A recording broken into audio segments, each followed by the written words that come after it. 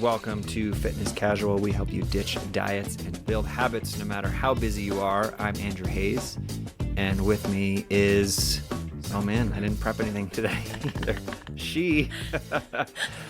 Kat Best. Welcome. Hi. Hello. Kat, we are talking about the many differences of men and women today when it comes to health, nutrition, fitness. You are a trainer, were a professional trainer for a very long time. You also go to the gym yourself. Do you see a lot of differences between men and women at the gym? What are some of your things you've noticed? I love this. So there are classic differences between men and women. One would be women way more gravitate towards like the cardio. They'll hang out in the cardio, little scared of weights, where men will definitely like do weights with no rhyme or reason to what they're doing and won't do the cardio. But from a training perspective, I think women have a extraordinary ability to just talk constantly through their whole workout. I will have conversations with my female clients. They are mid-set, we're chatting. Guys cannot talk and do a workout at the same time. And that goes to, I think, to the multitasking difference between women and men. Mm-hmm. Whereas like I really can see women can do a lot in a training session, and not necessarily for the better. There could be distraction there, but that's one thing I notice very different in my clients is like the amount of talking and chatter that happens while they're doing stuff. It's not like they're not doing things. And I think women have the ability to just do endless sets. Like they want to do high rep range, lightweight, you know, that makes them feel best. And then men like to go way too heavy. Yep.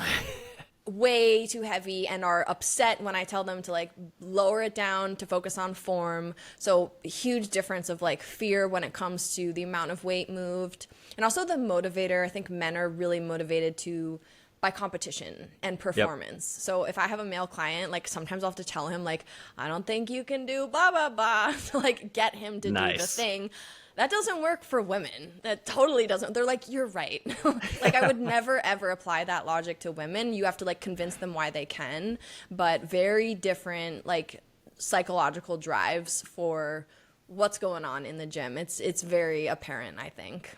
Yeah. I like to see that bro culture is alive and well in the gym. I think it's one of the few times where, as much as like generally speaking, I'd say men have evolved and, you know, in for the better in the last 10, 20 years. But going to the gym, you see like a lot of the head nod, like the bro head nod, like what's up? You see a lot of like posturing, flexing, all of that stuff. Like men, we're going to talk about how they never ask for help, but they will ask for a spot because that means like you're going really heavy. Like, bro, can you spot me? The only time men talk to each other in the gym. So I just think it's really funny that as much as hopefully we've evolved for the better, generally speaking, like we just revert back to our very primal lack of prefrontal cortex in the gym. And to your point, go as heavy as humanly possible, despite no need to do that. No warm up, you know, God forbid you warm up. I don't see as much mobility in men as we probably should. We're just going right to the bench press, which honestly I don't really recommend anymore either to do a barbell bench press. So it's just funny. But that's still like, how much do you bench, bro? You know, everyone likes to talk about that. It's not even that functional of a movement. So it's just, bro culture, I think, is something I see even to this day in the most, you know, woke men. Men are still skipping leg day. That's right. Women do way more legs than men, Yep. Which is, you know, just so funny. But it's definitely, the gym is a great place for people watching, but to also just see these like big differences between people. And I'm always watching people's form. That's like what I do at the gym. I just kind of like observe. And, you know, the guy going the heaviest always has like the worst possible form. And it's just like, you know, whatever, at least he's getting it in. But it's, you know, I rarely see that. I'll see bad form from a woman, but it's never because the weight is too heavy. It's just because, you know, other reasons. But yeah, it's just funny differences there. Yeah. And we're making a lot of sweeping generalizations already, and we will continue to do that for the rest of the podcast. I would just say like most of what we're going to talk about is biological differences in terms of like hormones and things like that. Some of what we're talking about is also just societal gender norms. If that doesn't fit you, that's fine. Like we have to cast as wide of a net as we can as possible. We're not saying you're going to fall in every single bucket, but for some of them they're going to be dead on and some of them might not be, and that's okay. So we're just going to rip through a bunch today because I think it's, again, not talked about enough, which is a lot of the topics in our podcast. We're so big, Kat, in our program, in our wisdom, in our podcast of like the individual challenges to each person. I think there's very little blanket advice outside of the basics like hydration, fiber, protein.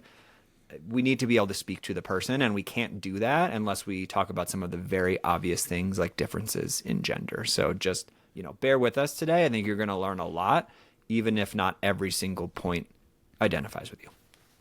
Yeah, and a main reason we're doing this is because this really impacts women in a way that it doesn't necessarily impact men from a competitive angle, and women feel a lot worse about themselves because they don't get the results that men get, or things feel a little bit harder for them. So I also want to focus on this so women feel better about their unique physiology and why you shouldn't have the standards you may have because you're not a man. And before getting into any of the details, I definitely want to mention that so much research on nutrition, fitness, lifestyle that has been done are done on young men. Yep. Men, and they're like 18 to like 28 years old, and then it's applied to women. And this is a humongous flaw. People are definitely more aware of it now, but Dr. Stacy Sims, she's incredible. Yeah, you should love her. go Shout find out. her. Her like famous quote is, "Women are not small men." We need to redefine health standards and strategies for men and women to be different, to honor the differences between the two. Where now a lot of women, I think, have also messed up their bodies and have challenges when it comes to weight because they're doing things that work on men that don't work on women. So That's also why we're focusing on this. So if you're a guy listening, maybe this won't be quite as interesting, but if you have a female in your life, whether it's like a partner or kids or a friend, this might also give you some more empathy to understand some struggles they might be having too. That's right. That's right. Yeah. We will cover some men stuff too. And I would say we do a fair amount of husbands and wives in the program. And so it's like it's very interesting, like A/B test of what happens when you put two people who are completely different biologically on basically the same diet because they're eating the same foods and all kinds of things. But one of the things we see time and time again is the man loses weight faster or burns fat faster. And it's just like that immediately sucks for the woman. Now they're disheartened or they're jealous or whatever. And so it's really important to address these things because it's going to happen to everybody. Yeah, absolutely. So starting with body fat, I think this is one of the most important things to address. Women carry more fat than men for reproductive and hormonal reasons. It's absolutely fundamental for women's survival and health to just have more body fat. Obviously, men have more lean muscle mass, but that lean muscle mass gives them higher resting metabolic rates and the ability to burn more calories at rest, and a slight advantage when it comes to fat loss. So that's why it's a little bit easier for them when they want to start losing weight because they have more muscle, they're a little bit stronger. So that's a huge component there, when it comes to the fat to muscle ratio. And women do have to work a lot harder to achieve visible leanness the way a man would. It is a fact. And men's bodies can tolerate low body fat quite well, where women will like drastically have repercussions if they have that same body fat. So if we look at it from the stats, so for essential body fat, men need 2 to 5%. So this is just for your bodily functions to keep you alive. This is not good to be this lean, but you'll be alive. 2 to 5% for men. For women, it's 10 to 13. And let me tell you, if a woman's at 10% body fat, she is barely hanging on. She's not going to be okay. Drastic things will happen to her body to be at that. So that's just to stay alive, but you're not getting your period. You're certainly like your fertility's in the tank, your hormones are tanked. You're not going to feel good. And if we look at healthy body fat to where you can be lean, but also you're healthy, organs are doing good, reproductive is doing good. For men, that's like 8 to 24%. And for women, it's 21 to 33%. So huge difference there as far as body fat needs. So, women, especially in the bodybuilding community, you see women getting to insane levels of leanness. Like they are not doing well when they're that lean. They just can get there. But you see men can walk around and be pretty lean year round and be okay. So this is a huge thing that I think women, hold themselves to a higher standard for being super lean, and it's just not how it's meant to be. Physiologically, it's not meant to be that way. That's why it's very hard to get that lean when you're a female, because your body doesn't want to go there. But for a man, not necessarily all that hard. So it's a humongous difference between the two. Conceiving as well is another one that, IVF is on the rise and lots of reasons for that. So we're not going to get totally into that today, but we have a lot of people in the program, friends, things like that, who are runners, incredibly lean, very low body fat. And as you know, Kat, unfortunately, that often goes hand in hand with disordered eating, wanting to be skinny, and that can really affect fertility. So it's just another example of how like this culture of wanting to be thin and looking like a supermodel, which by the way, I do not find attractive if anybody cares, is just really not in the best interest of your health, whether you're trying to start a family or just have a regular cycle or just be energetic. It's really important to recognize these differences so you don't beat yourself up and stop idolizing six packs on Instagram, for the love of God. No, absolutely. I do jujitsu, so I go to a martial arts gym, and I think in the martial arts world, that's where your stats, they do matter. People know like your height, your body weight, your body fat. Like it's a known fact because of weight classes, whatever. So at my height and my weight, a man equivalent, it's unbelievable. They could be, my height, their weight, they are like no body fat on them. They are, completely Crazy. jacked, like Jack Diesel. And I'm over here just like, I got some healthy body fat on me. I'm not super jacked. I'm not super lean. And I'm like, wow, we're the same height and weight, but look how different we are. And also, even though we're the same weight, that man is light years stronger than me, faster, just everything. And that's just like, we are different. So I don't compete with those individuals thinking I'm equal. Sure, we might be the same weight, but like there's drastic differences between us. And I think like I've actually had women say to me, like they're bummed when they hear like, or see a guy that's the same weight as them and they feel all weird about it. I'm like, what are you comparing? Like there's nothing to compare there. So, just keep in mind like, and also all like body shapes and sizes, weight, body fat, people look different in all sorts of ways. So you also can't compare yourself to any one of the same sex who's the same height and weight. Like people carry things so differently. So just don't compare yourself to that stuff. Not helpful. All right, so if we look at hormones, I would say this is like the thing that makes men men and women women are our hormonal differences at the end of the day. Men have 10 times more testosterone than women. That's huge. That's such a huge difference. This helps them build and retain muscle way more easily. It also helps them with fat loss, obviously, because they just can eat a lot more food. So for a woman who has to diet eating 1,600 to 1,800 calories, like a man can diet eating like 2,200 to 2,500. Yep. Like it honestly feels unfair sometimes. I'm not going to but it just is the truth. And that has to do with metabolism. And also men who have to eat that much, it's not their fault. That's just how their bodies are. So if you're a woman and you hate your husband because he eats more food, stop. Like you're not helping yourself. But I understand how you can feel like resentment for how easy it may seem. But that's just because you have drastically different hormones. And women have more estrogen, which also causes fat storage in like the hips, thighs, and glutes areas.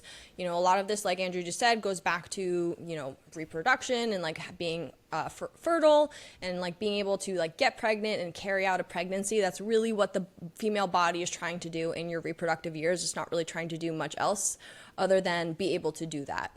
But keep in mind when you have more estrogen and you have a menstrual cycle, you will have more food cravings at different times of the month. You will have more mood issues. Your weight will definitely change as you go throughout the month, and all of that can make you feel worse about yourself. Or like, why does my, husband or boyfriend have like no issue, whatever, but it's because he doesn't get a period and his hormones don't fluctuate. Yep. Yours fluctuate. Unfortunately, it's tough, but we like have to keep that in mind that it's just a huge difference there. Men are just not on that roller coaster the way women are, every week of the month. That's right. And I just want to add, because you brought up the resentment, like comments to your husband, your partner, whatever. I'm not going to sit here and like ask anyone to shed a tear for men, because I totally understand. Like I've had enough conversations. I get it. And, if your wife or partner as a guy says something to you, like shut your mouth, don't say anything back. But if you are a woman and you're listening to this, like men can have challenges too. They can have body dysmorphia. Mm-hmm. I've talked to many men, even ones in our program, who have fast metabolisms. And they're like, my whole life, everyone just made me the vacuum cleaner and made me eat all this stuff and made all these comments about my body. And it's like, they have their own problems too. So again, I'm not trying to compare, and I'm definitely not saying it's worse, because it's not. But remember that like everyone has stuff going on in their head, body image, diet, stuff like that. And so just be careful with what you say. Even if someone seems like they're, quote, doing better than you, I would just not speak. When in doubt, maybe just keep the body comments to yourself. Absolutely. And like there are a lot of men too who are like really upset that they have a hard time building muscle and that's all they want. And, you know, it's hard for them the same way it could be hard for women to lose fat. So, you know, everyone definitely is having a struggle there. But one hormone where we also have to consider our differences is cortisol. So women are just more sensitive to cortisol. They have a higher stress response, especially when it comes to food restriction and excessive training. So like there are a lot of men I know who like don't eat anything all day long. They eat one meal, they work out, they feel fine, they barely sleep, like no big deal. That would kill a woman. That's just crushing you. I mean, it's just destroying all the stuff. And like that also goes to show like women we're just more sensitive to stress and, you know, are disrupted. Our thyroids get more messed up. Autoimmune conditions are way more prevalent in women than men, so that also speaks to stress and sensitivity there. And that's why, you know, intermittent fasting can work great for a guy and sometimes is really detrimental to a female's body. And that goes back to what I mentioned earlier, like if a lot of the studies are done on men, they just say it would also work for women, and that's just not the case. It's totally not the case. And we have to honor that, you know, our female physiology is just more sensitive to stress. And in a way, that's like a superpower that's doing something for us. It's helping us in some way. But in the society we live in today, where stress is everywhere and women are under so much pressure to look a certain way and work out and do all the things, be a good mom, like our stress is just off the charts and it is backfiring because our bodies are just less resilient to handling it. Yep. And also on that note, when it comes to metabolic differences, women are way more likely to downregulate their metabolism in response to dieting. And that's to protect your fertility. Because the second your body goes like, oh, we're not getting as much food here, we want to make sure you can still have babies, so we're going to lower your metabolism to make sure we're protecting that. Like, it's pretty incredible what your body will do to try to make sure you could, you know, have a baby and have it healthy and all that. And men obviously aren't having babies, so their bodies do not downregulate the same when it comes to metabolism. And I definitely see this in my line of work. Like, sometimes with men, I will not have to adjust their calories at all, their macros. They're like cruising, we're losing half a pound every week, like all is good. We're women, it's like all of a sudden you hit a plateau, body has changed, who knows, all sorts of things go on. So I just noticed with coaching women versus men, one usually requires a lot more sensitivity to like life, what's going on, how long have we been dieting, where men, it's pretty consistent in a caloric deficit. And then we have sleep. So men need more sleep than, women need more sleep than men. Sorry. I was like, wait a second. Women need more sleep than men. For once. Okay. And they say, it's not that much. I guess it's like 20 minutes when I looked it up. But they say that it has to do with greater mental multitasking and hormonal fluctuations. But... you know, there's a whole concept of invisible labor. Do you know this, Andrew? Yeah. You mentioned this, I think, in a previous one. Yeah. So that has to do with why women need more sleep, of just like the stuff they have going on in their head to like make sure everything and their kids and there's food in the house and work, that project, like they're just doing a lot more. So they just need more recovery time. And I actually don't know in your household how your sleep differences is, but I absolutely need more sleep than my partner. Like, yeah. I get it first pretty much every day. But I understand the differences generally, so it's fine. Yeah, for sure. Okay, and so then when it comes to mindset, we definitely have some differences in this. I think this is probably way more important than people think. So if we think about what motivates people to actually make a change, women, I think, are a lot more motivated by health, their appearance, and emotional wellness. They are more likely to be like, okay, something's not right, I want to make a change. And sometimes just wanting to be healthier or look a little bit better or have better mental health could be catalysts for them to want to see a change. But there also are higher standards for women to be thin, beautiful, desirable, sexy, but also be, you know, doing well at work. Like, we have to do it all and be super attractive. Where, like, I know you kind of think, and like I do agree, men just have less pressure to look a certain way. And if they are providing for their family or they're financially successful, it's almost like, who cares what your body looks like or what your health is, because you're like doing great. You're a good man.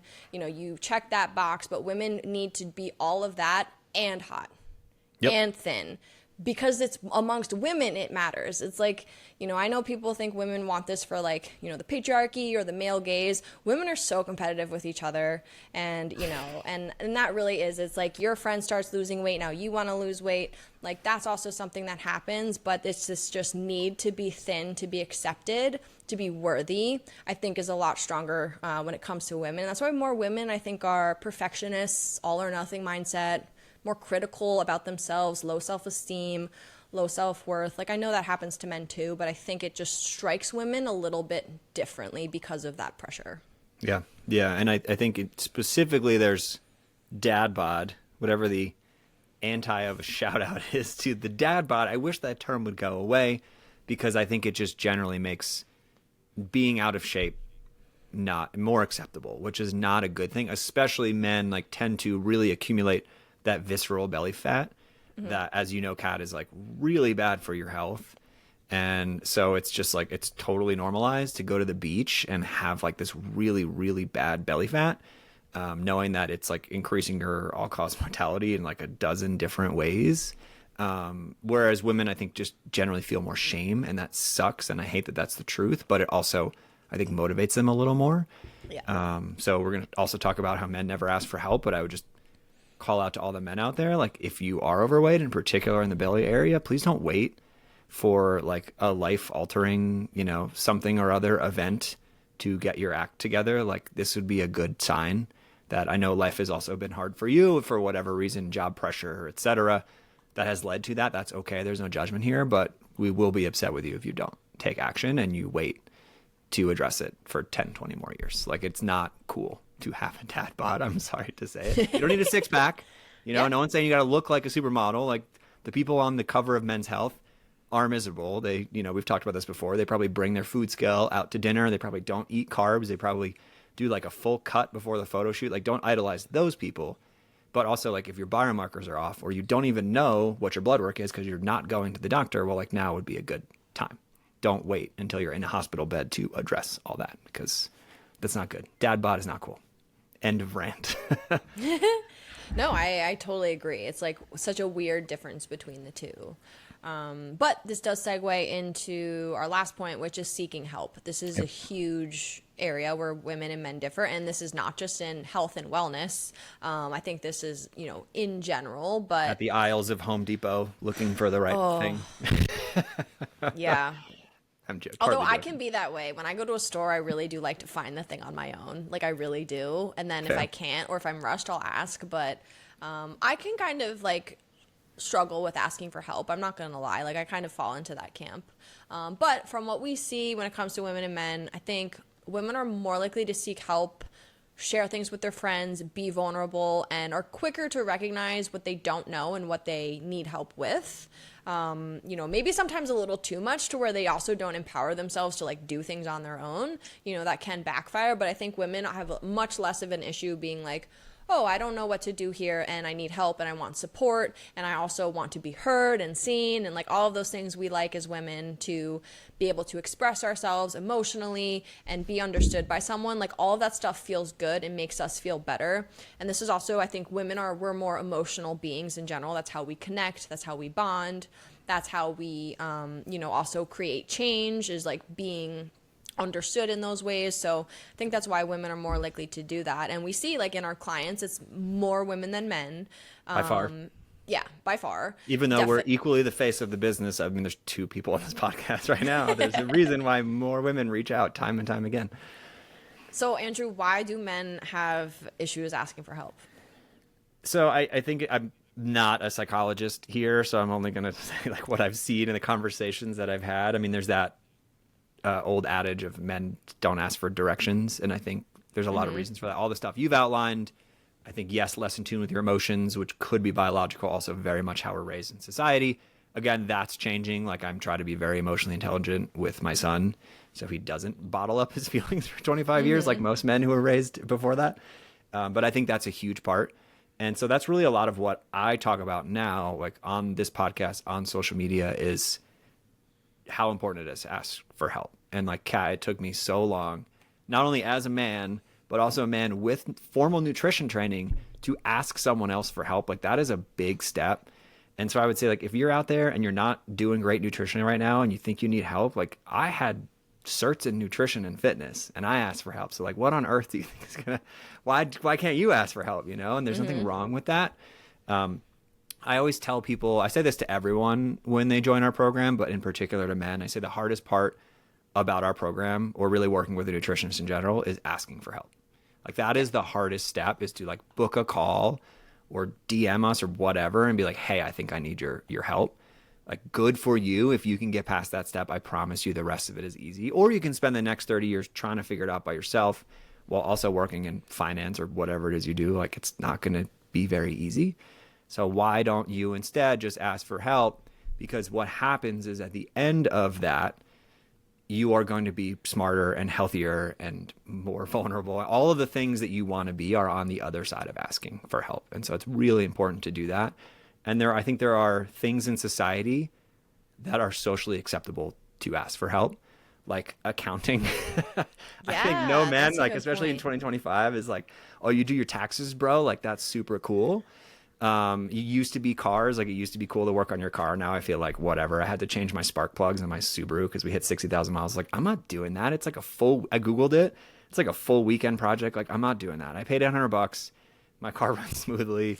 Like, that culture has died too. But for some reason, when it comes to fitness and nutrition, it's like men hate asking for help. They hate going to the doctor. They hate, like, no one has ever asked me for workout advice ever in my like male friend group, even though like a lot of them are out of shape and I have many, many certifications in fitness.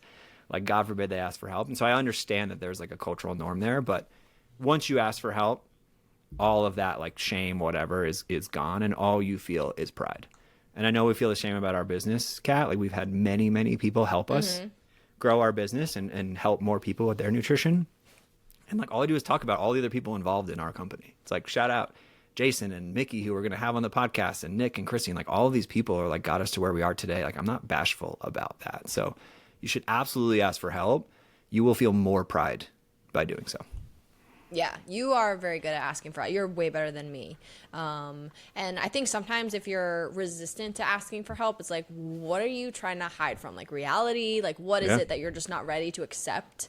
But it is such a funny difference between the two. And I think that can also create like some conflict and within, a couple or something, is like the differences there. But circling back to like the main differences, I think we just have to, if this is creating conflict, you have to just use more empathy and try to understand your partner or other people who may have issues going on with themselves. And if you find yourselves like saying, well, just go to the gym, I do it, wake up earlier, it's so easy, like, maybe it's not as easy for that person. So I think we can also understand our differences when giving to advice to other people, because I know like you all out there like giving advice to someone, or whatever worked with you shared with your friend, but maybe you sharing that thing that worked with you with your friend now is setting them up for like a worser situation. So who knows? So just be careful with the advice you give as well.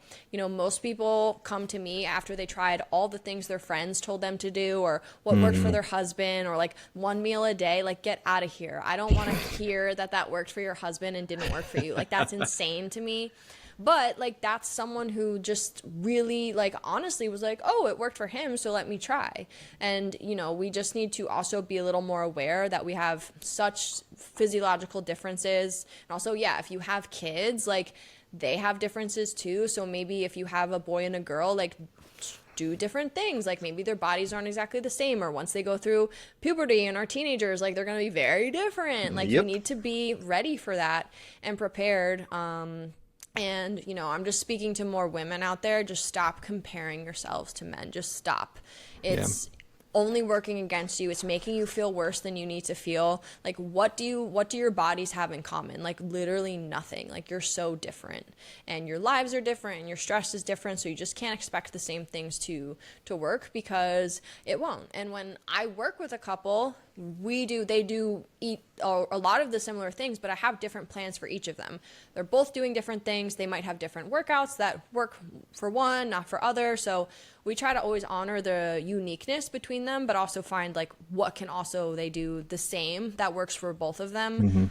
But I usually treat them very separate, because two different bodies need two completely different things. And you just have to understand. And same like woman to woman, like you and your best friend, maybe not nearly the same when it comes to your overall health, your stress response, your sleep needs, all of that stuff. And people are just willingly doing things because their friend does it, and doesn't mean it's right for you. So you just have to understand those differences. But we're always saying, like, stop comparing yourself to other people, other things, because it's not worth it. But you have to just understand these differences to save yourself some frustration over time. Right. Yeah, I mean, we are incredibly biased because we are professionals, but we are professionals. And so I would say, like, one of the worst things you can say to someone is, if you know what to do, just go do it. Like, obviously they would be doing it by now. Everyone has their own struggles, and so much of struggles in fitness and in health is mental, and like you have to address all of it at once. And so you can't just like wake up and go to the gym. It's a lot more complicated than that. And so be careful with that. But as professionals, like, I would say that's probably the best person to ask. Like, could your friend do your taxes for you, or would you rather go to an accountant? Like, you get what you pay for. And so yes, you can ask your friend for advice. Yes, maybe they'll help you. But like, if you really want to do it right, or do it fast, or do it, and the way that approach helps your long-term health, like maybe a random tip here and there from your friend is not going to do it. And that's okay. And I want to talk about moms and dads real quick too, just because I think it's related. And Kat, I know you know this world basically as well as I do when it comes to coaching. One of the biggest things that's overlooked in changing your health is consistency. And like, everyone knows that word, but it's like most people just don't do it. Like, the reason you're not where you want to be is because you're not doing it long enough. Like, period, end of story, usually. And women have a really moms have a really hard time with that, because they go through this like really 2-year span trying to conceive, being pregnant, breastfeeding, recovering. Like, it really is 2 years, sometimes more. And so like, your consistency is gone. Like, not to mention just biologically, your hormone changes, you're gaining weight, you're losing weight, you're stressed, like all that stuff. But just like, you're not doing what you were doing. And so a lot of women like in their 20s have it all figured out, and then it all comes crashing down when they have kids. And so like, men need to remember that like women got completely knocked off their routine, and like might never get back to where they were. And that's really hard. It's something that only moms go through. And like, even after seeing it with my wife, it's like, well, I still got to work out every day, and I still got to eat whatever I wanted every day. My hormones were completely normal every day. And so it's like, my journey is 100% different as a dad than as a mom. And I think so I wanted to address that for moms. And then for dads, I wanted to say, like, back to asking for help. If you're a dad, it's not just your health anymore. It's also, you've made a commitment to your family, like to be present, to be healthy, to be patient, and teach them all the things. And like, if your lesson that you're passing on to your kids is that you're not taking care of your health, and you're super stressed, and you're overweight, or you're not paying attention to your health, and you don't even know what your cholesterol is, like, that's not a good lesson to pass on. And so if you need one more reason to be healthy today, remember that you've made a commitment to be there for your family and to pass on good values. And so like, again, go see the doctor, ask for help, make some changes, whatever you need to do. Listen to the podcast. We got lots of stuff on here. Just do something, because that is, again, like what you signed up for. And hopefully that motivates you. Love it. Love it. Getting deep today. I like it. Yeah. Anything else we didn't cover? I don't think so. I think that covers the most important things. I mean, there's like a million obviously unique differences, but I think these are the big ones when it comes to like this, the overarching wellness topic. So yeah, I think we'll do testosterone separately because it does apply to both genders. I think that episode will particularly speak to men. There's a big decline in testosterone, a big rise in replacement therapy, which again, like, there's a time and a place for that. But I think we ideally would like to get ahead of that. So we'll do a separate podcast on low T, because man, it's a big problem. You definitely don't want to have low T if you can avoid it. And so we'll touch that on another day. Love it. Awesome. All right. Well, we only have a few episodes left before summer, which is crazy. And so for summertime, we're going to do summer shorts. See what I did there? We're going to have shorter episodes because we know you're all busy. And we're going to keep them to 15, maybe 10 minutes. If you have topics that you want us to cover, please send it in. Call in right now. Man, the phones are just going bananas right now, Kat. So many people have opinions. we want to talk about. But seriously, send us a message. We've gotten a lot of love on the podcast. We really appreciate it. And so we would love your feedback on what you want to hear about in the future, on what else we can change.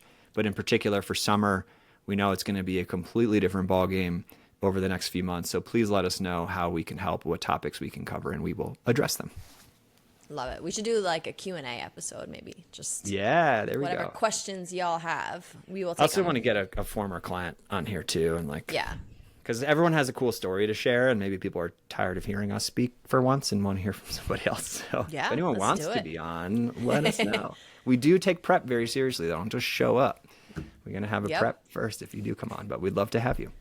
All right, well, you can find more from Kat on Instagram at Kat Best Wellness, and you can find me on Instagram at Andrew Hayes Life. You can join our amazing Alta Life community. We got lots of cool stuff coming up. I think our scholarship is happening right now, where we're giving out free coaching, which is super cool. Only time a year we do that, so make sure you get involved with that. So you can follow us on Instagram or find us in our WhatsApp community, Alta Life, in the show notes, and we will see you for the next one.